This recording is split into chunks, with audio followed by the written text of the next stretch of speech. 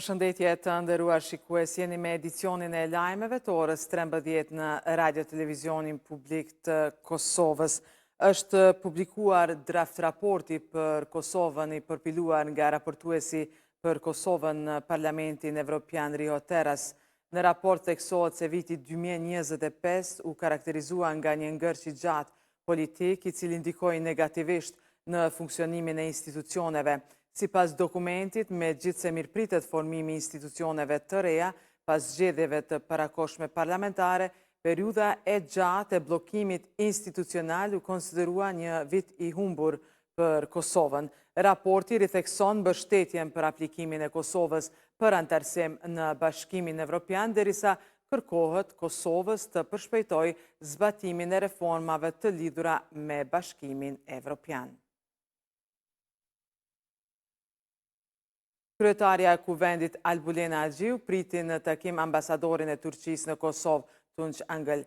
Gjatë takimit u diskutua për marrëdhëniet e mira dhe bashkëpunimin ndërmjet dy shteteve, si dhe për mundësitë e thellimit të mëtejmë të këtij bashkëpunimi në fusha me interes të përbashkët.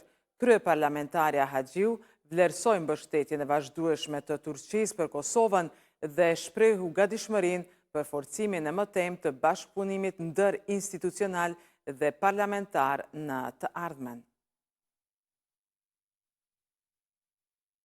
Deputeti i Lëvizjes Vetëvendosja Adnan Rustemi u ka bërë thirrje disa ambasadorëve që të mos ndërhyjnë në punën e gjykatës kushtetuese të Kosovës. I lus disa ambasadorë që të mos e shkatrojnë gjykatën kushtetuese me vizita, takime e ndërhyrje, sepse dëmet për vendin tonë do të jenë të pariparueshme, ka shkruar Rustemi.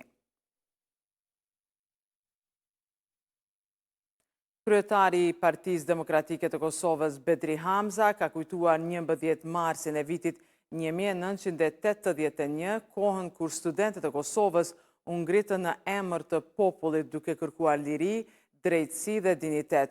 Përmes një postimi në Facebook, Hamza ka theksuar se historia e vendit është shkruar edhe nga ata hapat të guximshëm të studentëve që dolën në rrugë pa frikë, duke sfiduar padrejtësinë dhe duke hapur rrugën drejt së ardhmës.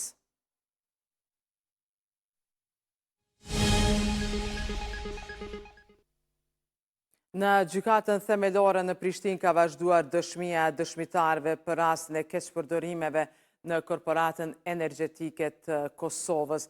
Dëshminë e ka dhënë dëshmitari Emin Tmava, menaxher në Departamentin e Furnizimit në zyrën e prokurimit në KEK. Ai është pyetur nga avokati të akuzuarit ish drejtorit të KEK-ut Krasniqi, lidhur me riparimin e kaldajës së bllokut A. Tmava ka thënë se nuk ka pasur kritere favorizuese dhe se nuk është shkaktuar dëm financiar në aspektin e prokurimit. Shqyrtimi i seancave do të vazhdojë në ditët në vijim.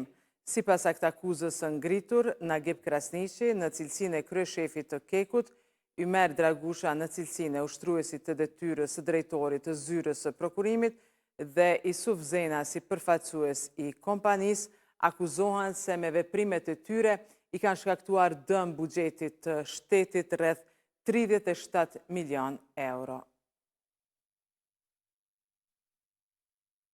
Vazhdojmë me lajme të tjera. Policia e Kosovës është duke zhvilluar operacion intensiv për gjetjen e vendodhjes së Alush Kastratit në fshatin zatrisht të Rahovecit, i cili është raportuar i zhdukur. Njësitet policore kanë dalë në terren dhe kanë zhvilluar patrullime intensive në një perimetër të zgjeruar kërkimi, duke përfshirë zona malore dhe hapësira të tjera përreth. Policia njoftoi se në operacionin e kërkimit janë angazhuar njësit patrolluese të policisë, ajo për reagim të shpejt, njësia me dron dhe ajo me qenë kërkues. Gjithashtu në këtë operacion janë përfshirë edhe njësia e kërkim shpëtimit e FSK-s, zjarfikësit, shoqata e Kosovës për kërkim dhe shpëtim, si dhe qytetar vullnetar që kanë ofruar mbështetje në terren. E gjatë 24 orëve të fundit, në Kosovë janë shënuar 65 aksidente trafiku, prej tyre 24 me të lënduar. Policia në raportin e saj njoftoi se ka vazhduar zbatimin e rregullave në komunikacion, ku brenda një dite ka shqiptuar mbi 2500 gjoba trafiku. Në 24 orët e fundit, gjithashtu policia ka arrestuar 21 persona, prej të cilëve 10 i ka dërguar në mbajtje. Nderuar shikues, ndoqët lajmet në RTK bashkë me ekipin realizues, ju falenderojmë për kohën që ndatë me ne. Mirupafshim.